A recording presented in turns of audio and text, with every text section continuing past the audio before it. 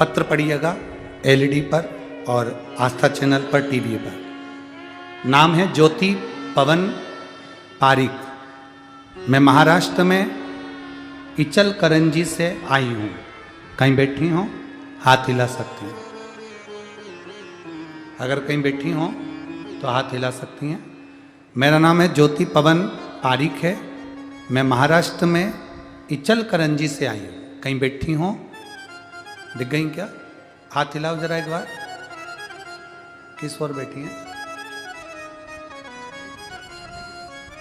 झंडे के पीछे। ठीक है ठीक है, दिख गए। हाथ हिला दो एक बार जी। श्री शिवाय नमस्तुभ्यं। मेरा नाम ज्योति पवन पारिक है। मैं महाराष्ट्र में इचलकरंजी से आई हूँ। मेरा मोबाइल नंबर ये है। मेरे पेट में गठान थी। डॉक्टरों को दिखाया तो सोनोग्राफी में 22 mm की गठान आई। गुरुदेव, 22 mm की गठान, 4 महीने का कोर्स था। थोड़े दिन बाद फिर जांच कराई। 4 महीने का कोर्स दवाई करने के बाद वापिस जांच कराई तो गठान 25 mm की हो गई। डॉक्टर ने बोला ऑपरेशन करना पड़ेगा। एक दिन मैं आस्था चैनल पर शिव महापुराण की कथा देख रही थी। उस समय आप गठान का ही एक प्रयोग बता रहे थे। मेरे पति मुझसे बोले, तू भी एक बार शंकर जी पे जल चढ़ाकर ये वाला प्रयोग कर। मैंने शिव जी का नाम लेकर 1 लोटा जल चढ़ाना प्रारंभ करा। कभी मंदिर नहीं जाती थी, पर उस दिन से मैं मंदिर जाना प्रारंभ करा। शिव जी पे चढ़ी हुई बेलपत्र को खाना प्रारंभ करा। 2 महीने लगातार जल चढ़ाना, बेलपत्र लेना, खाना। फिर हमने वापिस डॉक्टर को दिखाने के लिए, जांच कराने के लिए गए तो डॉक्टर ने बोला गठान नहीं है, आपकी गठान गल चुकी है। हम बाबा को यहाँ नमन करने के लिए आए हैं। गुरुदेव, एक बात और कहना थी कि बाबा कितनी कृपा करता है। गुरुजी, मेरी बहन को 11 साल से बच्चे नहीं थे।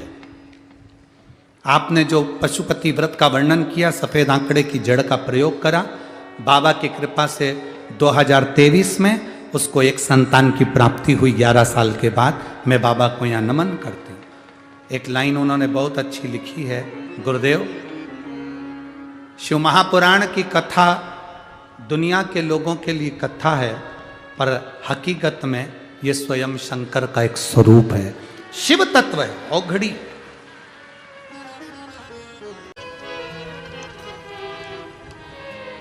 सभी लोग पत्र जो आप लिखते हैं, आपका लिखा हुआ पत्र जो यहाँ पढ़ा जाता है, उस पत्र को आप लोग भी टीवी पर, एलईडी पर, मोबाइल पर पढ़ सकते हैं।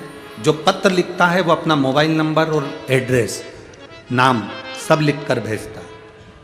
आप उस पत्र को, क्योंकि आपका लिखा हुआ पत्र है, आपको समर्पित है। हम तो केवल यहाँ से आपके इस पत्र का वाचन करते हैं, पढ़ते हैं, जिससे आपने जो लिखा वो जनमानस को मालूम पड़े। एलईडी पर, स्क्रीन पर, टीवी पर पत्र को पढ़ सकते हैं। बाबा के चरणों में दंडवत, कोटि कोटि प्रणाम। मेरा नाम सो दीपाली नरेंद्र शोलके, मुकाम पोस्ट सस्ती, तहसील पातुर, जिला अकोला। कहीं बैठी हैं? कहीं बैठी हैं? मेरा नाम सो दीपाली नरेंद्र शोलके, मुकाम पोस्ट सस्ती, तहसील पातुर, जिला अकोला। कहीं बैठे हो तो हाथ हिला सकती हैं। दिख गई क्या? अच्छा ठीक है, हाथ हिला दो एक बार। ठीक है। 1 लोटा जल और एक बेलपत्री का क्या गुरुदेव वर्णन करूं मैं। मेरे भाई मनोज हरि भाऊ, भाल तिलक, मुकाम पोस्ट संगरुद्ध, जिला अकोला, महाराष्ट्र। इनको बगल में एक गठान हो गई थी। 25/5/2022 को अकोला के ओजोन हॉस्पिटल में उनका ट्रीटमेंट किया गया। रिपोर्ट में कुछ भी नहीं रहा। फिर वापिस भैया घर आ गए। कुछ दिन बाद वो गठान इतनी बढ़ गई कि पूरा हाथ सूज गया। हाथ बहुत, एक हाथ 15 किलो का हो गया, इतनी बड़ी गठान हो गई। तब तकलीफ बढ़ गई। हम उनको सेवाग्राम कस्तूरबा गांधी हॉस्पिटल में लेकर गए।